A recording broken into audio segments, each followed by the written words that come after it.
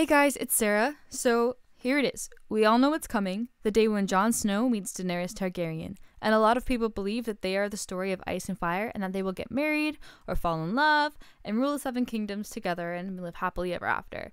Okay, I really don't think that that's going to happen like that at all. In fact, I actually believe that Jon and Dany will have a very strained relationship, held together only by the duty of protecting the people of Westeros. For starters, the historical relationship between the Targaryens and the Starks is broken. We only need to go back as far as Robert's Rebellion to understand why Dany and Jon might not be friends at first meeting. Supposedly, for those who don't know, Dany's older brother, Rhaegar, kidnapped Jon's aunt and Ned Stark's sister, Leanna, and raped her, with Leanna dying shortly after. Robert Baratheon was in love with Leanna, and he went after the Targaryens in a huge rebellion that ended the Mad King's reign and led to Rhaegar's own death as well, and then Robert became king. We also can't forget that the Mad King, Aerys Targaryen, also murdered Ned Stark's father and brother. Now, I know a lot of fans believe that Leanna and Rhaegar were actually in love, and that she went with Rhaegar willingly, and that Jon is their child together, but we have to keep in mind that the characters in our story would not even consider this to be a possibility. They just don't think that way.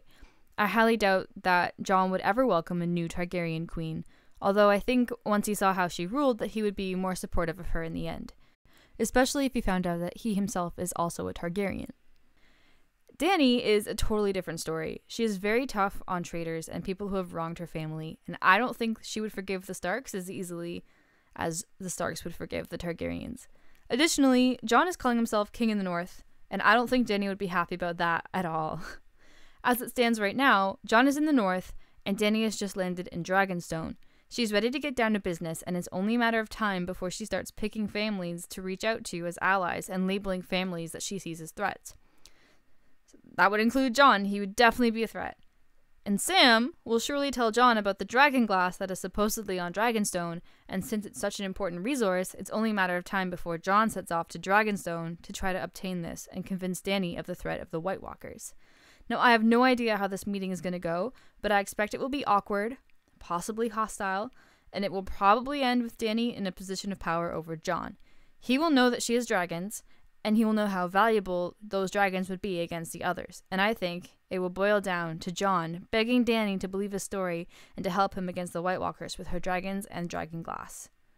If Dany believes him, that's great, but she will have to decide if it's more important to her to go north with her army and deal with the others first and risk her fight against Cersei in the throne, or secure her spot on the throne first and then help up north.